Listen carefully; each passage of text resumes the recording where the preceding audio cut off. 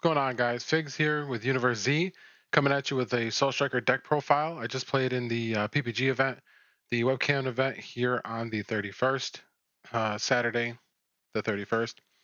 I got 8th place, so I did make top 16. Unfortunately, I had a draw against King Vegeta, and I had a loss against King Cole.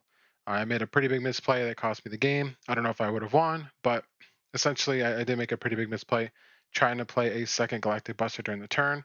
But anyways, great deck, honestly. Shout out to Andrew for coming up with the deck. I think he did an amazing job. I wanted to go over the deck. It is basically the same list he was playing, but I just wanted to give my ideology on some things in the event that he didn't cover some things in his deck profile that I can. Um, so we'll start with the main card that we decided to play the deck for, which is for Zamasu. This card's completely insane. So it has the counterplay attribute, allows you to be able to counter anything. It actually says if your opponent plays a card with an energy cost of 4 or less, you're able to counter it. So it hits Unisons, it hits battle cards. Honestly, keeping 2 energy open always meant that you had an answer for something. Even if something bigger comes out, you are able to counterplay. It doesn't get bounced, but you're able to put it in rest mode to avoid it swinging at you. So that card's utterly insane. I think it's going to be a great card going into the next format, especially since all the other bigger decks that usually blue has a hard time dealing with are getting neutered. This card is going to be great. I enjoy it very much. For super combos, I went with a 2-2 split. Again, 2 Zamasu, 2 Zamasu, 2 Zeno. Great super combos. I think 2-2 is fine. Zamasu is really good just because sometimes if you're going against more of the aggro matchups in the early game, you want to be able to tap something down. Or if you don't see, a multicolor Bojack to use in your rivals, then obviously you have access to this as well. I am thinking about maybe doing Zeno at 3 and Zamasu at 1 or 4 Zeno. I'm not too sure yet. I never ran across a situation where I needed to Zamasu super combo to a rival in Bojack. But it is nice to be able to thwart off aggro. If the next format we're still dealing with aggro and it's not as mid range, then I'll probably end up switching this out to 4 Zeno super combo. But 2-2 is fine. Then the arrival, of course, that we're playing is 4 of the Bojack. Great card. It has ages. You bring it in for 1 yellow, has ages. You're able to untap your energy, and this is what allows you to be able to combo in your Bojacks and allows you to play in your Zamasus whenever you draw them. Honestly, most games I always seen more than one Zamasu, so I always had an answer or an out or response to what my opponent was doing. This card played very, very well as far as managing your energy. So 4 of this Bojack. This Bojack is actually pretty insane. It came out of one of the expansion boxes. So its effect, if you're unaware, you're able to pay 1 blue or yellow, but you have to have in your combo area a blue and or yellow, 2 blue and or yellow battle cards. So if you have a multicolor, you do need 1 additional because it does require 2 battle cards in the combo area. But when it comes into play, you are able to, on its play during that turn, give all Bojack battle cards, Bojack Brigade battle cards, 5k boost. So it does boost or, obviously increase the power of other Bojack cards. So if you have the Arrival on board, if you have the other Bojacks that we playing here on board, you're able to make them beefy, multiple of them. So the dual attackers, the big beefy dual attacker, and the mini dual attacker, they do become pretty beefy with this, especially if you play in more than one, as it only costs 1 energy. The most efficient thing about it is that if you have a Bojack Brigade card in your energy, this actually becomes a free combo and a free charge. So that's why this card is actually pretty insane as well. It allows you to be able to have that consistency of being able to have cards to combo for a rival. It also allows you to be able to set up your energy for being able to charge a yellow, so you have yellow for a rival and have access to Samasu. Only thing is, of course, with this leader, if you're unfamiliar with the leader, it only untaps mono blue. So you do have to be careful on how you're strategically, going about managing your energy, because sometimes you can get caught out where you may accidentally tap a blue or a blue yellow, forget that you can untap it, and then have to find another way to keep it untapped. But of course, this is blue, so you never have to worry about being tapped out because we always, untap. SCR's Hatch, of course, is insane SCR in the game. I think every time I resolve this card, I won the game. Card's too good. Card's too good. If you don't know what it does, then you're bad. I'm just kidding. No, you're not bad. But yeah, you definitely want to know what that card does. 3 Trunks. We went with 3 Trunks because obviously this leader awakens based on a Unison. So obviously you want to have access to counterplays. Just having the Zamasu isn't enough. Zamasu doesn't hit everything, of course, because it says 4 or lower. This hits everything. So you definitely want to have access to this. 4 is way too many. I think 3 was perfect. I saw it when I needed it, and I saw it when I had a Unison, so it was great. And again, you want to be going your turn 3 Unison. You want to be awakening above 5 life, 6 life, whatever life you can be at, because then you have control over your resources. You have control over when you take damage. You can have control over how you're playing out your turns, how risky you want to get. Great. But anyways, 3 Trunks counterplays, 2 Trunks counter attacks. This is this format really changed a lot. I mean, it was really a get tall format for a while, but it really died down a lot. I mean, this card is only really good against Dark Brawly and Red Brawly, so it's not really ideal right now in the format. But it's nice to have because it is a 1 cost negate and a body. And as I always do, I always praise the body negates because they're they're battle cards as well. So even though they take a card out of your hand to negate, you're taking a card out of their hand on the swing. So battle card negates are always great. So we have 2. 3 Bojack of the 4-drop. This one's great. If you're unaware what this one does, when it's comboed from the hand and or energy, you pay 1, or I'm sorry, pay 2, 1 blue, 1 anything. It comes into play at the end of the battle, and then you're able to spin something to the bottom of the deck. These dudes do not ignore barrier, so that's the only time that you'll have a hard issue or any issues is with something that has barrier. But otherwise, this bounces anything. It is a 20k dual attacker. So as I said, when you're playing this guy out, you're able to give him a boost, and he's able to swing 25 twice, play another one. He's 30 twice. So very, very strong. And again, he spins something, which is really important because blue always lacked control. And obviously, control wasn't always that great when you're bouncing cards to the hand. That kind of got really stale.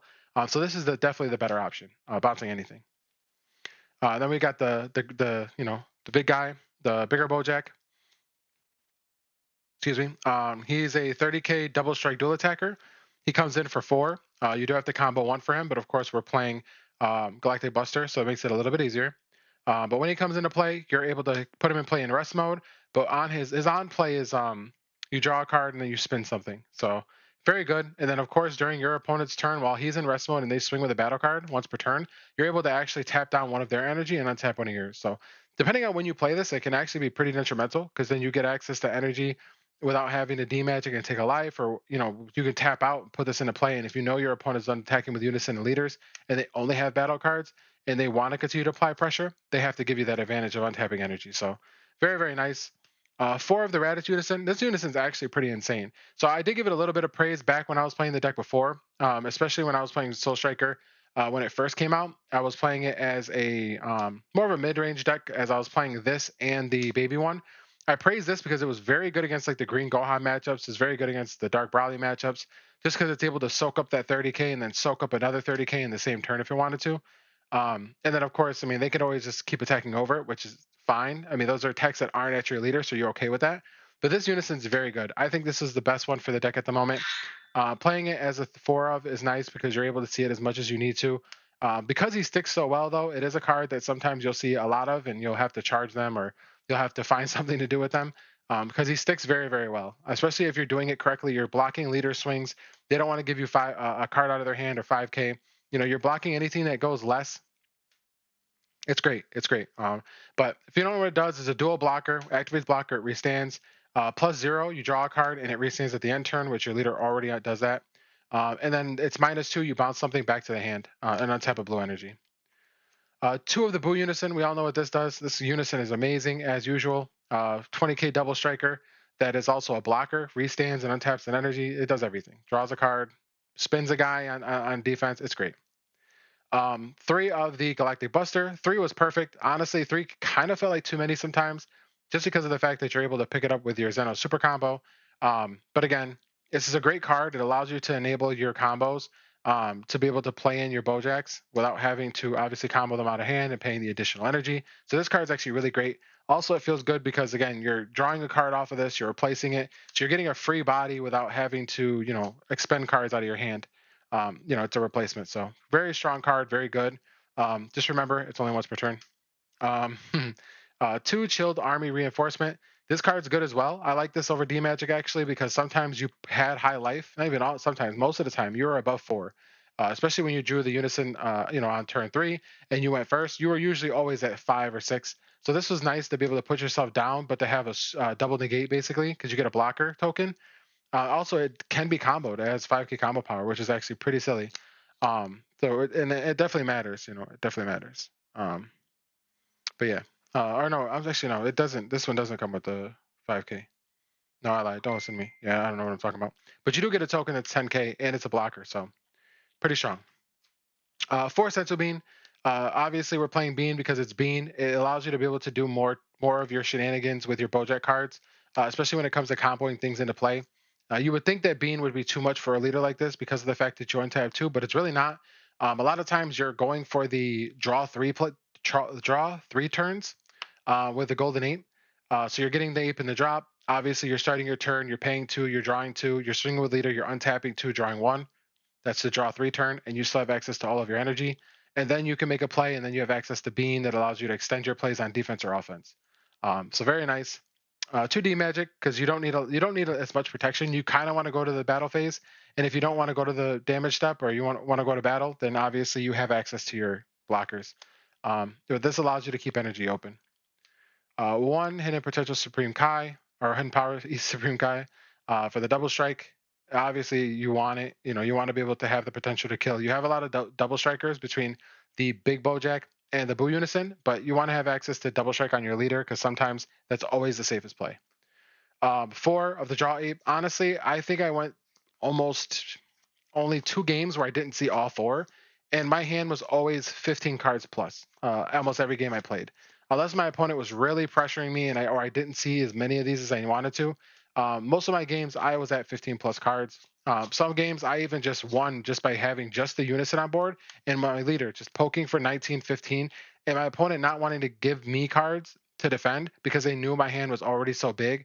They would take life and get risky, and then that's where that double strike would come in. So definitely necessary. I think four was great. I mean, there was only one game I think I almost decked out. I was at 2 cards left, and that was the game that I drew. Um, two Secret Identity Massan. This is the best overall for this deck. You want access to more control. He's a 25k beater as well. You don't need the dual attack. Obviously, it's nice with the bean, but you want to be able to also eliminate cards off your opponent's board. Because again, you want to have access to control. Sometimes the Bojacks aren't the best things to always put into play to deal with cards on the board because of the fact that it costs 3 or more energy. Whereas this is a free overwhelm, no energy paid to play it, and then you get rid of their board. So this was a best of one tournament. So obviously I don't have a side deck, but I just wanted to explain a little bit of what I thought about the deck. Like I said, I think the biggest changes that I would make moving forward would definitely be the super combos. I might end up playing 4 Zeno super combo instead of the 2-2 split. Um, Otherwise, everything else felt good. I mean, I think even maybe the trunks might actually be put in the side, and I might mainboard something else. Maybe I'm not too sure. But you know me, I always play blue, so I'll definitely come back to it and give you guys an updated or provised list when I start playing in more events. Hopefully, I'll start getting more into the in-person events because unfortunately, right now, webcam is the best option. But this is the profile. You guys have any questions? Definitely go ahead and comment on the video. Like, subscribe, Universe Z, and check us out. Appreciate you guys for checking the deck profile.